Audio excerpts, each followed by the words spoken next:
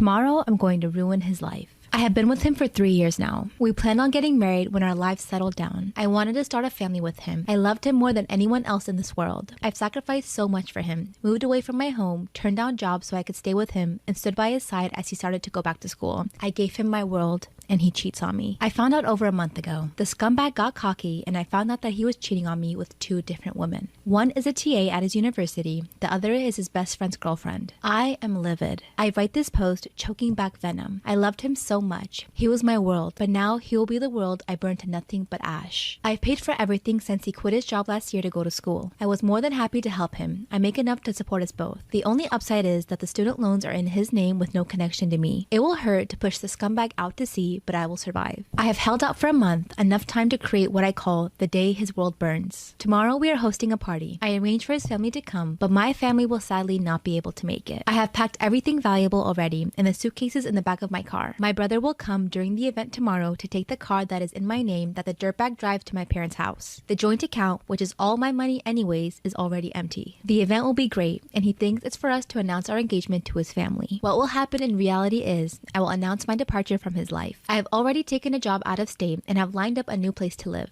I will start by telling everyone what he is into. The screenshots of him asking his friend's girlfriend to piss on him and many other fantasies his degenerate mind came up with will be passed around. I will hand him the notice to vacate as I have already broken our lease. We will need to be out by the end of the month. I will then end off by informing him that I have already reported he was sleeping with the TA from one of his classes the previous semester to the university and that I am sad I won't see the fallout from that. His friend also has a message for him that I will deliver, informing him that his friend group will never want to see him again as well. And with that, I will leave. I will not look back. I will set his life on fire and walk away. Damn! But you know what?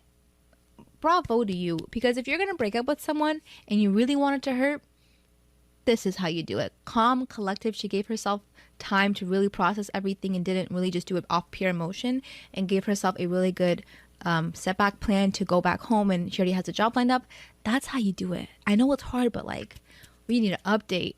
Yesterday, I planned to ruin his life in front of his entire family. I worked for a month to create the scenario that would cut him the deepest. I had patiently waited for the chance to storm out of his world in a blaze of glory. And then I hit the front page of Reddit. I realized I had messed up when he was not answering my texts and had not shown up after hours he told me he would be home. I had hoped it was a happy accident, literally a car killing him before I had the chance. But no, I don't know how many men in the world are currently cheating on their soon-to-be fiancé with their best friend's girlfriend and a TA. However, the one who mattered in my plan found my Reddit post. I called his mother and found out that he had run home to his parents. He told them that we had a fight and that we were probably through. I am still livid at myself. His mother asked me what had happened as he left out a few details. So I decided to tell her that he was cheating on me with a TA and his friend's girlfriend. I soon heard shouting before she hung up. I texted my ex that he had until morning to return my car before I reported it stolen and sent the screenshots of all his texts to his parents and siblings. My car was sitting in my driveway when I woke up. I contemplated sending the screenshots anyway, but his mother sent me a heartfelt text yesterday apologizing for her son's actions, and I feel they deserve to be spared from their son's degenerate actions. My father and I will be moving all of my stuff today, and I won't be coming back after that. I know you'll be reading this, you cheating fuck. You're a cowardly piece of shit. Just know I am not above sending out all of the screenshots if you ever dare to come back into my life. Oh, and all of your ex-friends know about your piss fetish. I can't control what they do with that information, so good luck with that.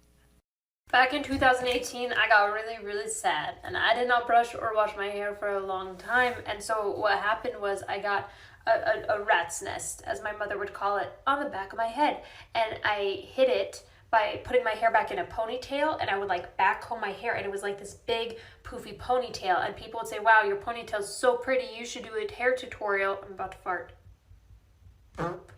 That was so loud. People were like, you should do hair tutorials to show people how you get your hair that big. My hair was a matted mess. Like, finally, I was like, enough is enough. I took a whole weekend and I took oils and I like tried so hard to work out the nasty like giant mat on the back of my head. Obviously I made it worse by backcombing my hair. I know that.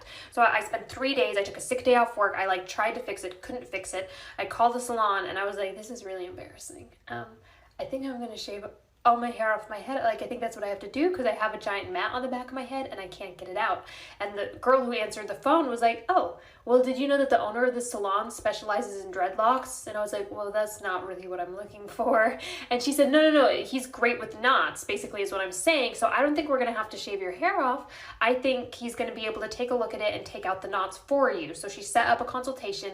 I met with a man named James. He was very, very nice. And he was like, absolutely, I can do this for you. I said, what are you going to charge me? And he was like, 120. Sound good to you? And I was like, yeah, thank you so much. The next day, we met at his salon at 5 p.m. He told me we would be done by 8 p.m. We were not. It was 9 p.m., 10 p.m., 11 p.m. He was like, can you come back tomorrow? And I said, I can't because I'm going to Denver, but I can come back next week. And he said, oh no, honey, I'm not sending you to Denver not feeling good about your hair. And also it's just going to remat. And his wife came in around 11 o'clock and she was like, do you guys want some ice cream or Mexican food or something? And we were like, yeah, that'd be great. Then she left. Everything was closed. And so she just went home and went to bed. And James and I stayed at the salon till 2 a.m. 2 a.m. 5 p.m. to 2 a.m. is how long this saint stayed with me. And we just talked about our lives. He didn't make me feel bad about my hair at all. He was just like, this could have happened to anybody. I totally understand why you backcombed your hair. I bet it looked great. And obviously, once we were done, I was so grateful. And I said, what do I owe you? And he said, 120. We already decided. And I was like, come on, you stayed with me till 2 a.m. You saved me. What do I owe you? And he said, 120. I'm not going to upcharge you after I quoted you 120. So I tacked on as big of a tip as I could and I left. And to this day, it's the greatest act of love that I've ever received from a stranger in my life. Am I the asshole for crying to my husband? My 18-year-old son, Eric, just graduated from high school. I'm very proud of him because he has ADHD and school has always been a struggle for him, but he's going to college and his future is promising. I was out with two of my girlfriends and both have children the same age as Eric. Well, I excused myself to the washroom and right before I was about to go back into the room, I overheard one of them saying that I must be disappointed in Eric. Disappointed because he's not studying law or medicine, etc. like their kids. This caught my attention and I kept listening. They continued to talk about how he barely graduated and then they made a few odd jokes about how Eric's probably going to follow in my footsteps and marry a rich older lady. They talked about my son's reputation and laughed about how he clearly cares more about his face and his future, just like his mother. This hurt me a lot. I was heartbroken. Not only were they insulting me, but my son as well. I walked into the room and they went silent, but acted as if they weren't just shit-talking. I didn't mention it and simply decided to never hang out with them ever again. But when I got home, my husband asked me if anything was wrong and I just began to cry and told him everything. I've been friends with him for a year and gosh, I don't even know. He was really angry. He had invited them and their families to go on a quick 2-day trip and he called their husbands and canceled. When they asked why, he told them there was no way in hell he was going to pay for two bitter mean girls that insult his wife and son on vacation. Well, I got a call from the two and they were really upset. They said I need to tell him to rethink his decision and that they were just joking around because their kids were really looking forward to the trip. I told them that I didn't want to, but they said that I should have talked to them instead of crying to my husband like a weak-ass bitch. I told them to fuck off and they replied with, this is exactly why we hate you. Wait, sorry, are you gonna go cry to your husband again? That stung a little and now I'm wondering, am I the asshole for not being straight up and crying to my husband instead? The two think I am and my sister agrees that I should have dealt with it myself and I went too far telling my husband. Am I the asshole for crying to my husband? My 18-year-old son, Eric, just graduated high school. I'm very proud of him because he has ADHD and school has always been a struggle for him. But he's going to college and his future is promising. I was out with my two girlfriends and both have children the same age as Eric. I excused myself to the washroom and right before I was about to go back in the room, I overheard one of them say I must be so disappointed in Eric, since he's not studying law or medicine like their kids. This got my attention and I kept listening. They continued to talk about how he barely graduated and they made a few odd jokes. Am I the asshole for crying to my husband? They said Eric will probably follow in my footsteps and marry a rich older lady. When I walked back into the room, they went silent and I decided to never hang out with them again. When I got home, my husband asked if anything was wrong and I began to cry. When I explained, he got really angry. He had invited them and their families to go on a quick 2-day trip and called their husbands and canceled. When they asked why, he said, I'm not paying for two bitter mean girls. Now the girls are calling me upset, saying I need to rethink this decision. They said they were joking and their kids were looking forward to the trip. Also said I should have talked to them instead of crying to my husband like a weak-ass bitch. Am I the asshole for not replacing one of my groomsmen after he cheated on a bridesmaid? My fiance and I are getting married in 2 months. I have 4 groomsmen, including my brother, cousin, a close childhood friend, and a close college buddy. My fiance's best friend was in a long-term relationship with him, but unfortunately for her, he got exposed as a cheater. I don't know the details, and honestly, I don't want to. I wasn't aware of the cheating prior to the time it was discovered. I feel his relationship with her is none of my business. My fiance, on the other hand, does. She hates him and is demanding that I replace him. She said he'll be a toxic presence to our wedding because the woman he cheated on is going to be a bridesmaid. Am I the asshole for not replacing one of my groomsmen after he cheated on a bridesmaid? I was bothered by this. This guy is one of my closest friends and I've known him since we were 18. I want him to be a groomsman. I said that they could both go and just set aside their beef for one day. After all, the day isn't about them, it's about us. Their relationship is also none of our business. She said that she was putting her foot down on this and that my friend wouldn't be in her wedding. I said if it's that big of a deal, she can drop his ex from the wedding and that if she doesn't want that, we can go along with the initial plan. Edit says, fine, I effing get it. I'll kick one of my best friends out to prove I'm not a cheater. Am I the asshole for not taking down my video that was a gift for my best man? My parents for years canceled on me last minute because of my sister who's 6 years older than me. If I had a basketball game, sorry, sister doesn't feel like going out. Graduating, sorry, she had a bad day at work. Well, I met the love of my life and we decided to get married. From the beginning, I told my parents how I'm worried she'll ruin another special moment. My mom told me over and over it wouldn't happen, but the day of my wedding, I received a voicemail. They couldn't come because my sister was sick and upset.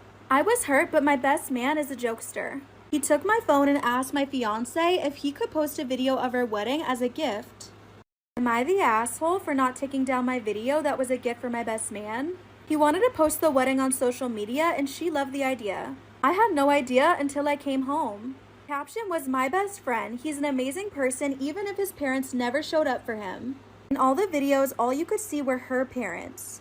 And the sound behind the video was my mom's voicemail explaining how they couldn't come because my sister's dog was sick. On my honeymoon, I had no service, but when I got back, family members were insisting I take it down. My sister hasn't stopped crying and my mom is refusing to leave the house. I didn't take the video down and instead I enjoyed my time with my wife. Story time on how I slept with my brother. Okay, so boom, let's jump right into it. And I mean, we really gonna get straight to the point here. So I have a brother, he's 12 and I'm 18. And yes, he is my full biological brother. Me and my brother have always been really close ever since we were little. We did everything together. From bubble bats when we were young, to watching all our favorite shows and movies together, to even playing sports together. We were always just super close and inseparable. My mom and dad would leave us home alone while they were at work because they were way too cheap to get a babysitter. And I eventually got to an age where I could look after both me and my brother. Years of constant alone time and good vibes led us to one day watching a Netflix movie and cuddling. A scene came on that was a bit risque and it kind of just set the mood. Me and my brother looked at each other and we just started kissing. And eventually right there on the couch we did the nasty. Like and follow for part 2. Part 2 on how I slept with my brother. Okay, so boom, like I said, after watching Netflix and cuddling, me and my brother looked in each other's eyes and then we started kissing. And then that led to us doing the nasty right on the couch. And yes, this is my biological brother. Ever since that day, whenever we're home alone, we continue to sleep with each other and have great times and memories. One day, my mom came home early and seen us on the couch kissing. She ran over to us, separated us, and started screaming. She told our dad and we got in big trouble. They talked to us about how this is inappropriate and how brothers and sisters aren't supposed to be intimate, but they don't know that we went all the way. They placed cameras all over the house and now me and my brother never have a chance to be with each other. I know it's wrong, but they won't stop us. We'll find another way to be together because we're in love. Wish me luck, guys. Story time on how my little sister got blueberries stuck up her kitty cat. Continuation. Okay, so boom, as you guys know, I told y'all the story about how my little sister got blueberries stuck up her kitty cat and ended up in the hospital. Well, this is a continuation because she did it again. If y'all need a refresher of the story, just scroll down until you see me with blue hair. So it's been a year since my little sister did that blueberry incident. Her and the guy she was trying to impress broke up and she's been single ever since. But now she's talking to a new guy and they recently just did the nasty. But unfortunately, after they did the nasty, her boyfriend told her that it stinks down there. She of course was mortified. She took perfume that was alcohol based and sprayed it all down there. Then she did the nasty with her boyfriend again and they both started burning down there. You guys wouldn't believe what happened to the both of them after that. Like and follow for part 2. Part 2 on how my little sister got blueberries stuck up her kitty cat. Continuation. Okay, so boom, like I said, as you guys know, I told the story about how my little sister got blueberries stuck up her kitty cat and it ended up in the hospital. This is a continuation to that story because she did it again. If you need a refresher, scroll down my page until you see me with blue hair to see the story. Again, so boom, like I said, my little sister's new boyfriend told her that she stinks down there, and because she was mortified, she took perfume and sprayed it down there. Then proceeded to do the nasty with him again, and both of their down there areas started burning because of course the alcohol in perfume. They both were in the hospital and they were very much embarrassed. Both his parents and my parents didn't know that they were even sexually active, and now they're both being treated. Ladies, please don't spray anything or stick anything down there. It's not natural. Story time on how I found out my best friend was sleeping with my boyfriend while on the phone with me. Okay, so boom, let's jump right into it. So I was in what I later realized was a very bad relationship. But at the time, this dude was like a religion to me. I was crazy about him. My best friend at the time, sort of a mean girl, but I wasn't very good at making friends, so I put up with her being cruel to people. She would never do anything to hurt me, right? Anyways, that relationship started getting abusive, but I kept with it because, you know, I was young and stupid. I convinced myself that if I tried a little harder, everything would just fix itself. It didn't, and after a few months, we broke up. Sometime later, I was at a party and my best friend was a bit drunk. And that's when she told me, while laughing the entire time, how she and my ex were sleeping with each other literally 2 weeks after we started dating. And it gets worse. Like and follow for part 2. Part 2 on how I found out my best friend was sleeping with my boyfriend while on the phone with me. Okay, so boom, like I said, my relationship with my boyfriend became abusive, so we broke up. Fast forward a couple weeks and I was at a party with my best friend and she was a bit drunk. She told me while laughing the entire time how she and my ex were sleeping with each other literally 2 weeks after I started dating him. Then she goes in details about how they would do the nasty while he was talking to me on the phone.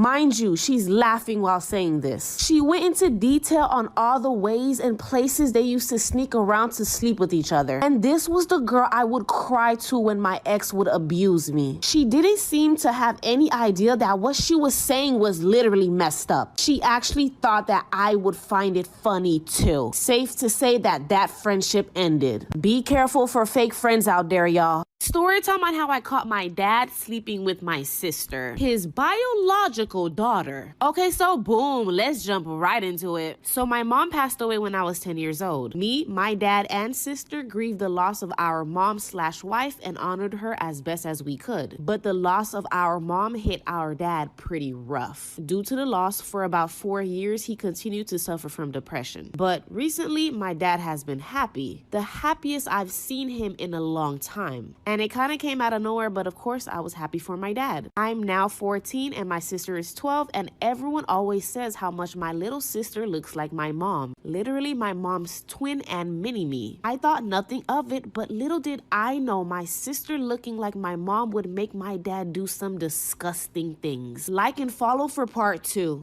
Part 2 on how I caught my dad sleeping with my sister, his biological daughter. Okay, so boom, like I said, after my mom passed away, my dad became depressed until a couple years later he just wasn't. Watch part 1 to understand. Now I'm 14 and my sister's 12, and everyone is saying my sister looks like my mom. Literally twins, she is the mini-me of my mom. And I guess my dad seen this too, and he became obsessed with my little sister. He would dress my little sister up as my mom and even became way too affectionate with her. For some reason, my little sister liked this attention, but like I knew it was wrong. But I didn't know how far my dad would take it. One day I was in my room and I heard moaning, and it sounded like my sister. And it was coming from my dad's room. So I go over there. And yeah, it's exactly what y'all think. I called and told my auntie, and now my dad's in jail. We're living with our auntie, and my sister's in counseling. Be safe.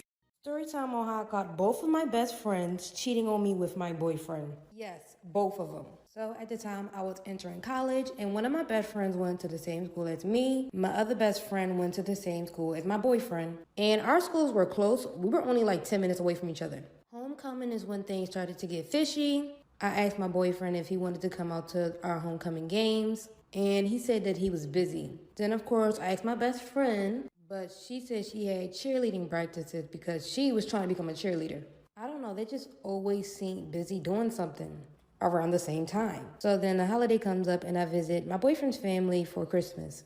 I don't know, something in me just told me to look at his phone, and he was talking to my best friend, the one he went to school with, and the conversation was just too flirty. So I talked to my other best friend about it that I went to the same school with, and she was like, oh, I always knew something was weird about them too. I, of course, confronted my boyfriend about it, and he said nothing was going on. So I decided to play reverse psychology on my best friend. Come back for part 2. Part 2 on how I caught my boyfriend cheating on me with 2 of my best friends. Like I said, I confronted my boyfriend about it, and he pretended there was nothing going wrong. So I went to my best friend about it, and I kind of did like a reverse psychology thing on her. I told her that my boyfriend told me everything that was going on, and I was like, did y'all even use protection? Not really knowing what's really going on. And she was like, I'm sorry, it was only a one-time thing, and that she was just drunk one night. And I was like, sis, you practically told on yourself because I was joking. And then she kind of like snitched on my other best friend. She was like, I wasn't the only one, you know. And of course I was like, what you mean? And she said a couple months back when we were in high school that my other best friend had slept with him also. The whole situation was just messy. I ended up cutting off my whole circle. And later on that freshman year, my ex-boyfriend started dating my ex-best friend.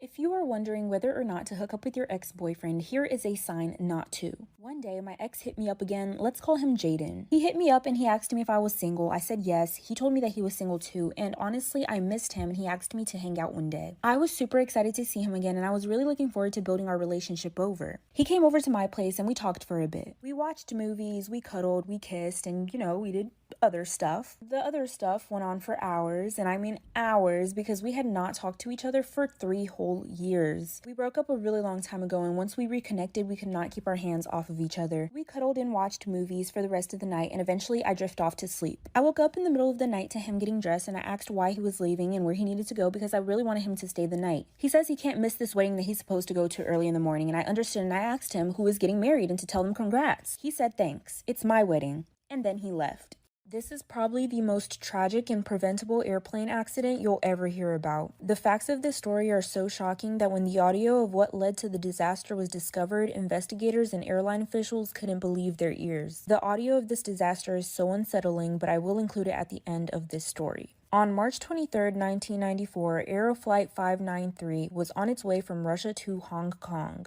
On this flight, there were 63 passengers and 12 crew members, 9 of which were flight attendants. Then there were 3 pilots responsible for flying the plane. 2 of the passengers on board were 16-year-old Elder Kudrinsky and 12-year-old Yana Kudrinsky, and they were the son and daughter of Yaroslav Kudrinsky, who was one of the pilots on this plane. Yaroslav was taking his kids on their first international flight, and he was a proud pilot and wanted to show his kids his workplace, but he may have went a little too far. As they were nearing Hong Kong, Yaroslav invited his kids into the cockpit, which is the front of the plane where all of the controls are. This wasn't a problem until Yaroslav encouraged his kids to get into the captain's seat and take turns flying the plane. He would soon regret this decision.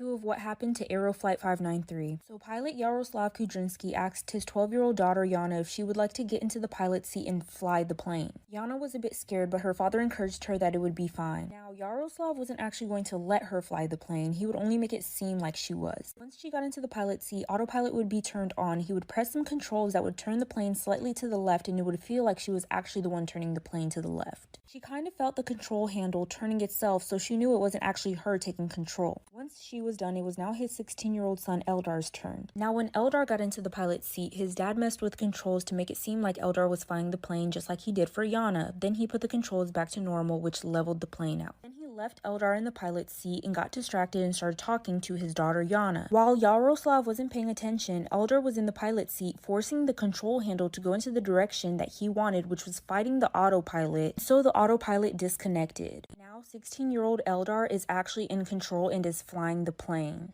Part 3 of what happened to Aeroflight 593. 16-year-old Eldar is in the pilot's seat of Aeroflight 593 while it's in the air after being given permission from his father, Yaroslav, who was a pilot on the plane. Eldar accidentally disconnects the autopilot and is now actually in control of flying the plane, which has 75 occupants in total. Yaroslav was completely distracted, so he didn't notice anything was wrong until Eldar asked, "Why is the plane turning?" In which Yaroslav responds, "Is it turning itself?" Eldar responds, "Yes." The plane is now at a sharp 90-degree angle and it keeps turning every second. At this point, Yaroslav should have immediately removed his son from the pilot's seat and took control of the aircraft, but he didn't. He just stood over Eldar in the pilot's seat, looking at the controls, trying to figure out what's wrong. Before they know it, the plane is going down at about 40,000 feet per minute. But the plane is going down at an angle. They're almost upside down. It's like going down the hill of a roller coaster, so they're being pinned back to their seats. Because of the amount of pressure from the plane going down, pinning everyone back to their seats, Eldar is unable to get out of the pilot's seat. Part 4 of what happened to Aeroflight 593. Now, all Yaroslav can do is yell demands at his 16-year-old son who has no knowledge on flying an airplane so he can try and get the plane back on course before they all crash and die. The plane is being flipped in all different directions, upside down on its side. The passengers are being tossed around like Caesar salad. Make sure to watch my Instagram story for the full animation and real audio recording. But I do warn you guys, it is very unsettling. Eventually, Yaroslav was able to get Eldar out of the seat and take control, but it was too late. The plane lost too much altitude and was flying too low and crashed into some mountains. There were no survivors. And what makes this even worse is that they were only 8 minutes away from their destination. After further investigation, they found that all Eldar had to do to keep the plane from going down was let go of the control handle, and the autopilot would have reconnected itself and set the plane back on course.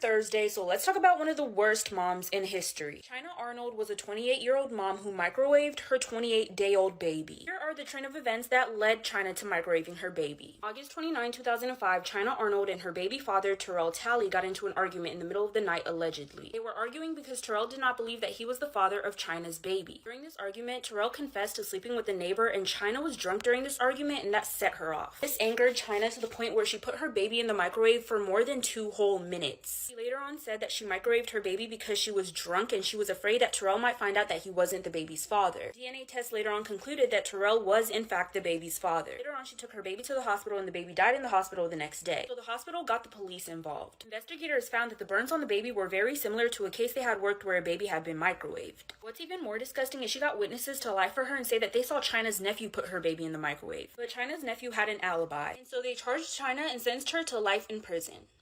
Am I wrong for leaving my husband after I found out that he had cancer? So my husband and I had been married for about 10 years before we started becoming distant. A little while after, he actually cheated on me with one of my close friends. After that, nothing was ever the same between me and him. Now, don't get me wrong, I still loved him, but things could never go back to the way they used to be. Eventually, he fell sick, started losing a lot of weight, having trouble breathing, getting random rashes on his skin. So we both agreed that he should go to the hospital to get checked. So he went to the hospital and had to wait a few days to get the results. A few days had passed, so he went back to the hospital to get his results. When he came back home, I asked him what his results were. He said everything was fine, there was nothing to worry about. Then he put his keys on the counter and hopped into the shower. A couple of days before, I had lost my credit card. I looked everywhere for it, couldn't find it, but the only place I didn't look was my husband's car. So I grabbed his keys while he was in the shower and I went to his car to look for my credit card. I was thinking maybe it fell out of my wallet while I was sitting in one of the seats. While I was looking for the credit card, I found a folder from the hospital he just went to. When I looked inside the folder, there was his test result. It was a biopsy test that confirmed he had cancer. So I went back inside to confront him for lying to me. Come back for part 2. This is part 2 of the story of me leaving my husband after I found out that he had cancer. So after I found the positive test results in his car that confirmed he had cancer, I went back inside to confront him for lying to me. I was sitting down waiting for him to get out of the shower. But then I kind of decided that I didn't want to confront him. Our marriage was already going downhill and I was already having thoughts about leaving him anyway. I mean, he did cheat on me with my close friend. I know this might make me sound like a terrible person, but I didn't want to be there for him. I didn't want to be his main support system mentally or physically. And cancer is a lot to deal with. I didn't want to be in and out of the hospital, spending multiple days there, sleeping there, paying all of the bills myself. It would be too much for me. So I decided I was going to pack my things and leave without telling him when or why. And I mean, he didn't know that I knew he had cancer, so he wouldn't think that I was leaving him because of that. So I knew I needed to leave before he decided to tell me he had cancer, so it didn't look like I left him because of that. So the next day, he went to work, and then I went to work. As in packing all my stuff, and then I left. Afterwards, he kept begging me to come back, so I blocked him, and I haven't talked to him since.